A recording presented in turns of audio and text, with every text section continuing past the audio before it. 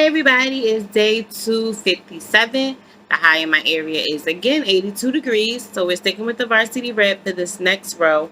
We're going to do one double crochet in the first space and then three double crochets in every other space all the way down to the end, and we're going to end with two double crochets in the chain three space. I hope you have a wonderful day. I am going to add a Reddit story to this video, so I hope you enjoy it, and I hope you enjoy the rest of this video.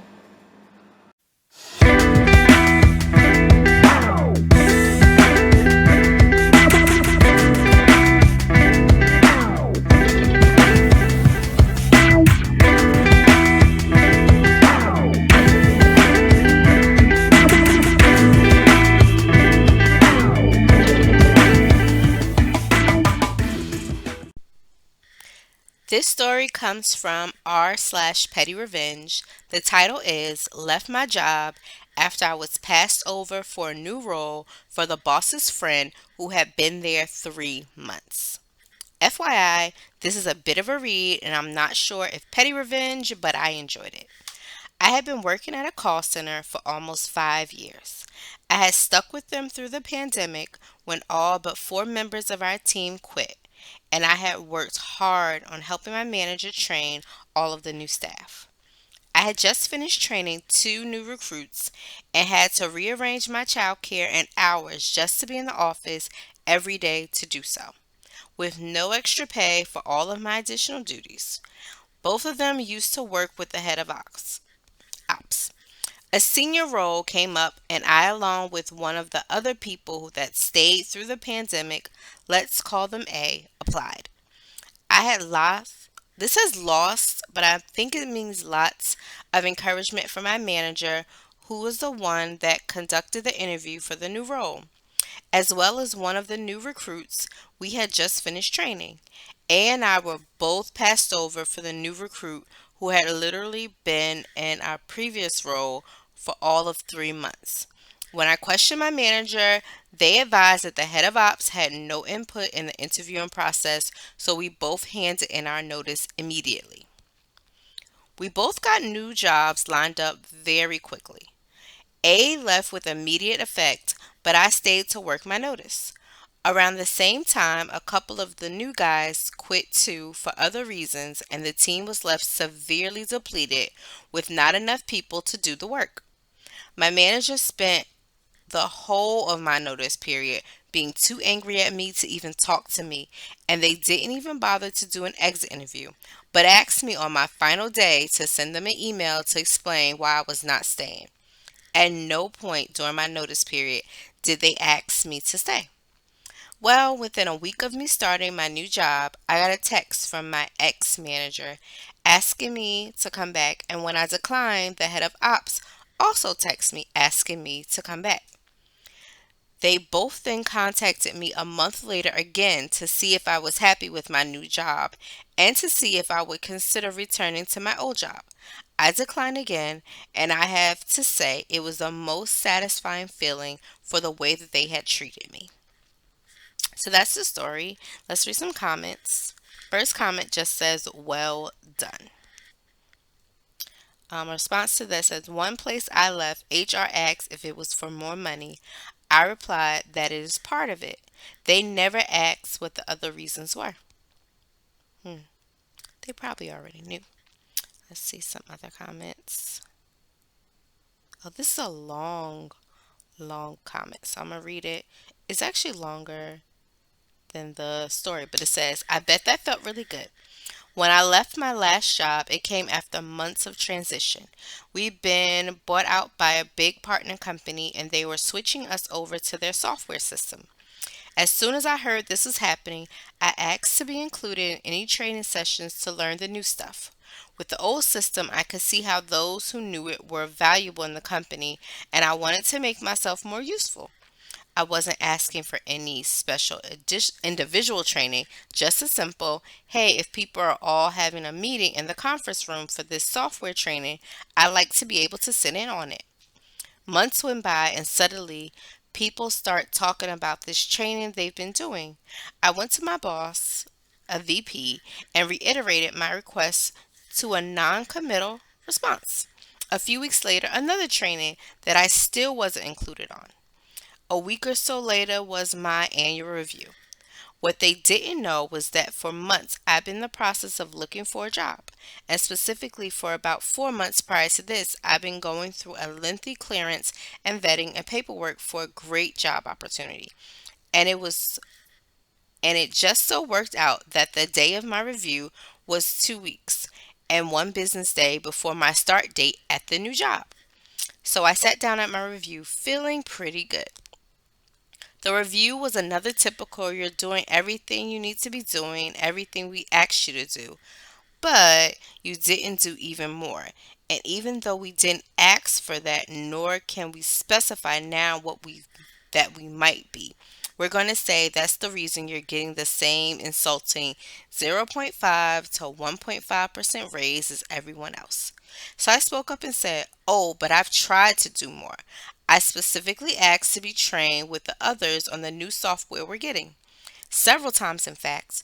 And now you're saying I'm getting a lower raise because I didn't do more, when I specifically asked to do more and was ignored."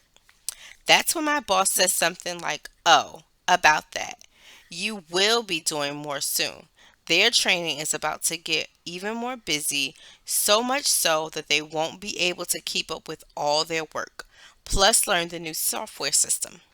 So, in addition to all of this existing duties, I'm going to have, oh, so in addition to all of your existing duties, I'm going to have you also learn the old software so you can make entries that they can't get around to. And also, so you can go back and check their entries in the new system and make sure they're correct.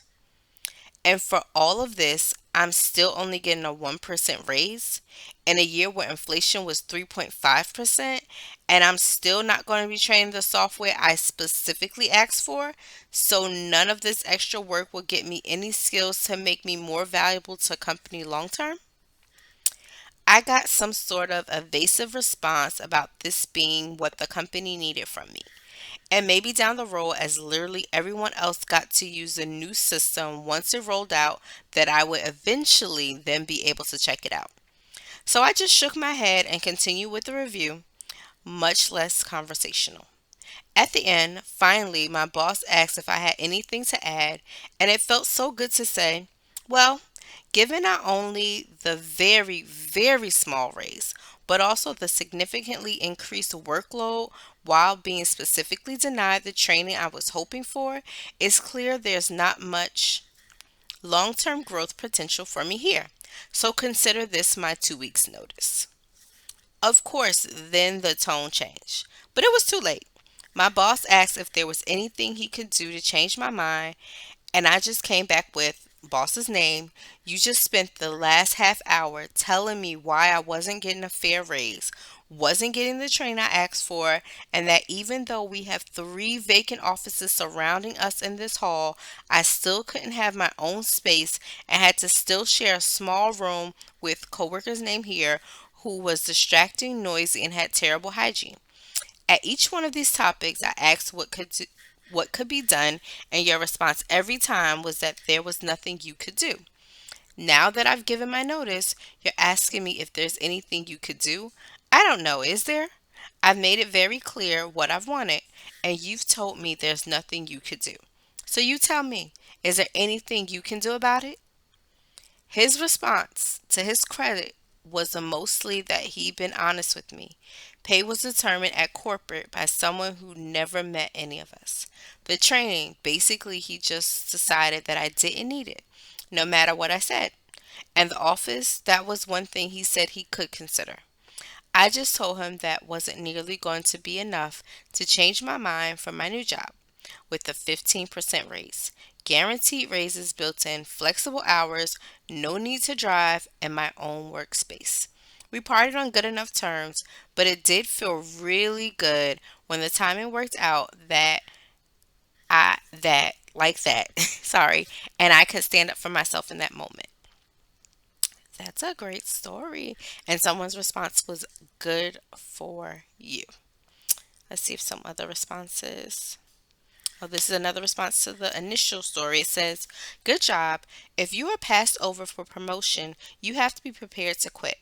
When passed over, it usually means the employer doesn't have faith in your abilities or you have made yourself too valuable in your current role, i.e., they are probably underpaying you for the amount of work you are doing." Hmm. See another response. Someone said easier to just go somewhere else. And this is someone's response to that. It says, "Yup, I bounced out of a federal position to take a state job that pays slightly less than the offered position, but allowed me to get experience in something new. Turned out that the state job was also fully remote, which I didn't know when I accepted. So now I'm not only making nearly as much as I would have with the promotion under the federal job and salary, I'm saving time and gas money, which is effectively a huge pay bump. It's going to take one hell of a large crowbar, i.e., pay increase, to pry me out of something like this." Okay, let's read some other responses. Oh, a lot of people have stories about their jobs and quitting. So I might just read some other people's stories. I'm just going to read some other people's stories. It says, "I wasn't considered for my senior role that I previously held at another company, and they hired this chump that knew nothing, not even the basics, and would continually break things or ask me to do them. They also said their tactic was to blame others if they made a mistake so they don't get caught. I bailed immediately, and the place has went to. I've been contacted a few times by the CEO and other team members since I went, which felt good for me. A new job is great, no constant emergencies, supportive team, and encouraging work." Well, good for them. Okay, I'm going to read this response. It says, "I was in this exact same position. Been at my job for 4 years, which is actually one of the newer people in the office because a lot of them are lifers. I have made every effort to go above and beyond and showcase my range of abilities. I was the only employee to get the highest performance appraisal rating last year. So when the five promotional positions opened, of course I applied. I was highly encouraged by many members of my management. Well, you know where this is going. I didn't get any of the five spots. The minimum amount of time any of the hired candidates had worked here was 8 years. I'm not sticking around for that. I already had another application pending in our headquarters office. I was invited for an interview and selected. So now not only am I getting a better promotional position, they are paying for my relocation. I'll be working from home most of the time, and icing on the cake, I will be part of making the rules that govern my current management's work. Moral of the story, don't keep someone valuable on ice because someone else will be eager to snap them up." I like that one. All right, let's see. We're going to read like two more. And this is another response says, "This has just happened to me in the last week. Years of experience in my field and a friend of the family who has little experience gets the promotion. I'm not looking forward to work tomorrow. I need to find a new job and get out of there quick. I can't resign until I find a new job. I feel gutted that I've been overlooked because of nepotism." Someone's response to that says, "Don't give notice when leaving. If they ask, let them know you are leaving because they decided nepotism was more important than good work and experience." This is another response that says, well, they invent quite quitting to shame people. Oh, sorry. This is not what this says. It says, they invent quiet quitting to shame people into being exploited. At the same time, they quiet fire people they can exploit and rely on staying. Brilliant. It says, "My boss's best friend has gone from having zero experience in the field to becoming VP of their department in 18 months. It's absolutely amazing. I've never seen such a career trajectory. I just laugh each time their next promotion is announced." Someone says, "Excellent. Let them figure that ish out." This response says, I'm pretty sure I'm in the same boat in my job. Similar story. I've made myself too valuable in my current position and got passed up for promotions by people who I help train. I often cover two positions at the same time, so moving me up to an open position means creating two holes to fill one, whereas the other people are one to one. I'm I'm waiting word for a promotion. I've applied that is a bigger step above the other promotions I was originally seeking. Hopefully, I've proven myself valuable enough not to get passed. Someone's response to that: if you do get passed over, stop doing the extra work. Do your job and your job only.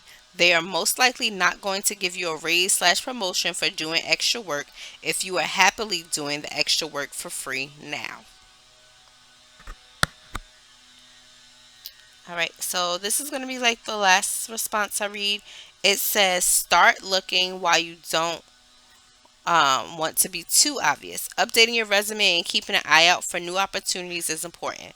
Your company has already shown you that they think that they have their cake and can eat it too. They can hire or promote someone over a long standing employee knowing they won't leave. Don't allow them to take you for granted. Be prepared to walk for your own good. Mild signals without threatening may be needed in your case since you've already been passed over a couple of times. They probably think you won't leave no matter what. Don't let them, but don't overdo it. Be open to any outcome, but don't allow yourself to be devalued. And we're going to end on that. I hope you enjoyed this story. If you have a similar story, you can put it in the comments. I have a similar story, unfortunately. So, yeah, tell me what you think of the story, and I hope you enjoyed this video. Bye.